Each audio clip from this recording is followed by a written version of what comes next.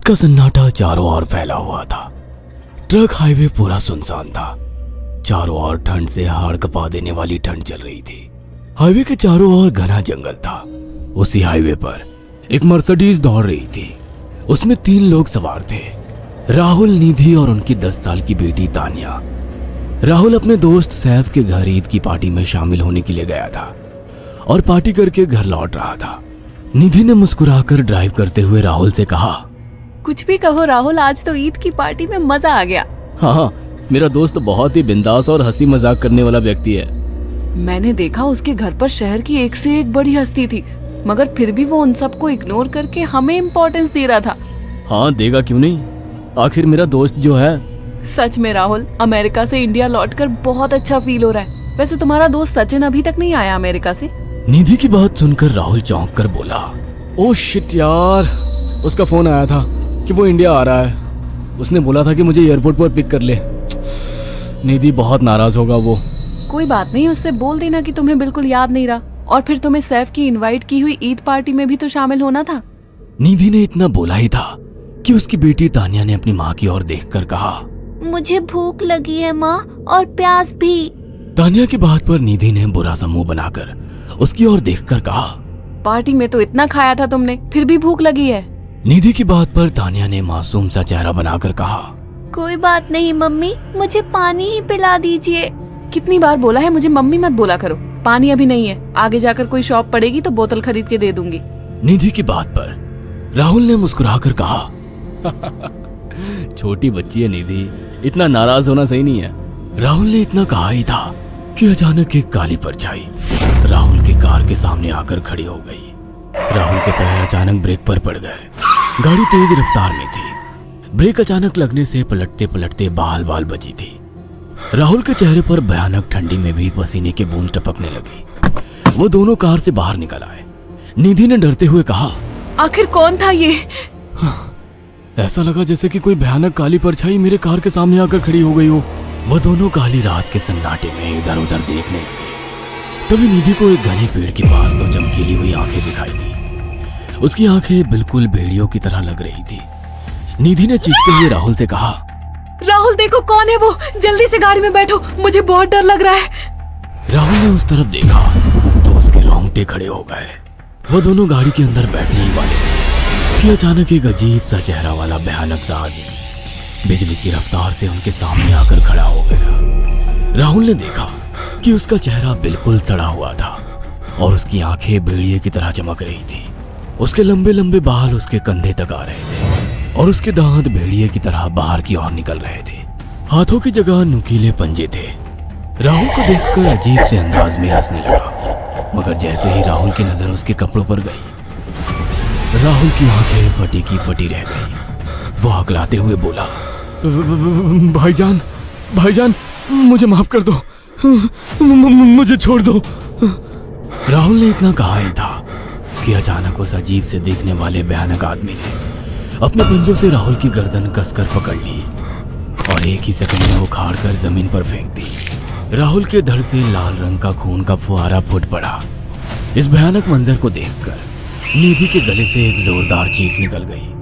निधि इससे पहले भागती कि अचानक उस भयानक दिखने वाले आदमी ने निधि को पकड़ लिया और अपने नुकीले पंजे उसके पेट में गड़ा दिए और उसकी अतड़ियां बाहर निकाल दी। निधि की एक दिल दहला देने वाली चीख सन्नाटे को चीर गई। अचानक हवा का एक बवंडर उठा और वो भयानक सा दिखने वाला व्यक्ति देखते ही देखते बवंडर के साथ गायब हो गया। तानिया ने डरते डरते निधि के मोबाइल से पुलिस और सैफ को बुला लिया और कुछ ही देर में वहां चारों ओर पुलिस की गाड़ियां थी। पुलिस ने राहुल के दोनों दोस्त सैफ और सचिन को वहीं बुला लिया। इंस्पेक्टर अर्जुन ने दोनों से कहा, मैंने ऐसी हत्याएं अपने करियर में कभी पहले नहीं देखी। ये काम तो ना किसी जानवर का लगता है, ना ही किसी इंसान का।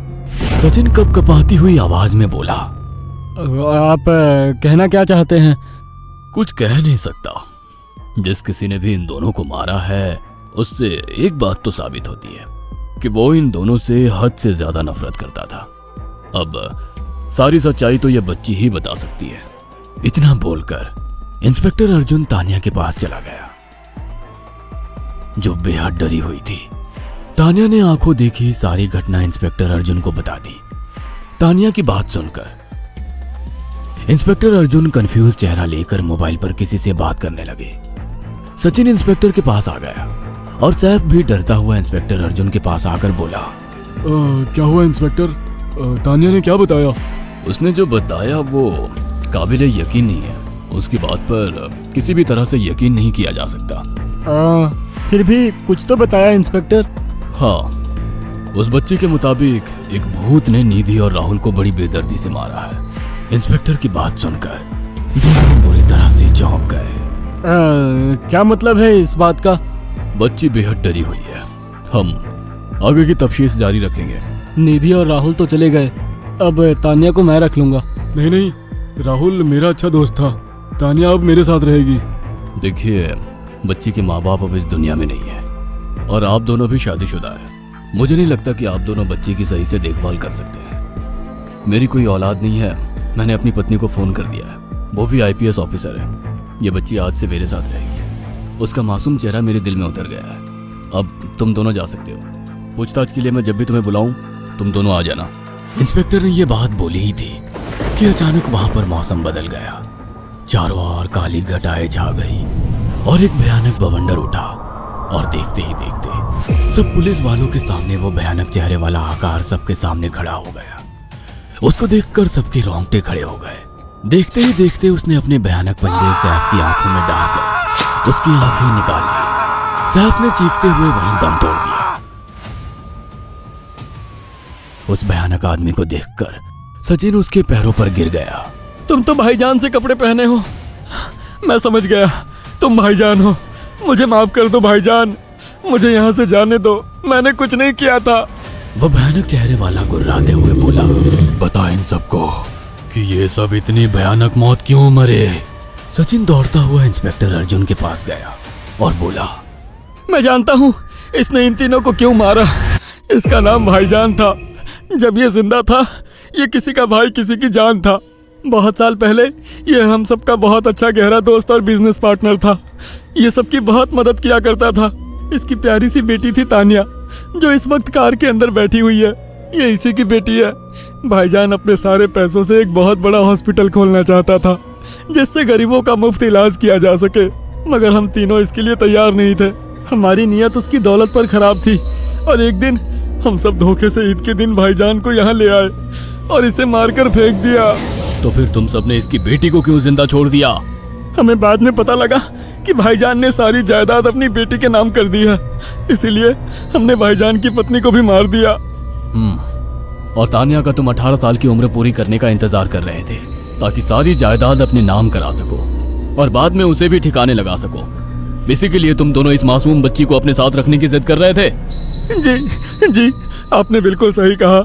हम तानिया को भी इसी जगह लाकर मार देते। सचिन की बात सुनकर इंस्पेक्टर अर्जुन की आंखों में खून उतर आया। इंस्पेक्टर अर्जुन के कुछ कहने से पहले ही भाईजान बिजली की रफ्तार से इंस्पेक्टर अर्जुन की आंखों के सामने से सचिन को पकड़कर ले गया और उसके शरीर के टुकड़े टुकड़े कर दिए और हवा में उठे एक तेज बवंडर के साथ गायब हो गया। सारी घटना इंस्पेक्टर अर्जुन की आंखों के सामने हुई थी। तानिया को इंस्पेक्टर अर्जुन और उसकी पत्नी ने अपनी बेटी की तरह पाला। अगर आपको हमारी ये कहानी पसंद आई हो तो इसे लाइक और शेयर करना ना भूलें। साथ ही ऐसी और नई कहानियों के अपडेट्स पाने के लिए हमारे चैनल अक्षु टीवी को जरूर सब्सक्राइब करें।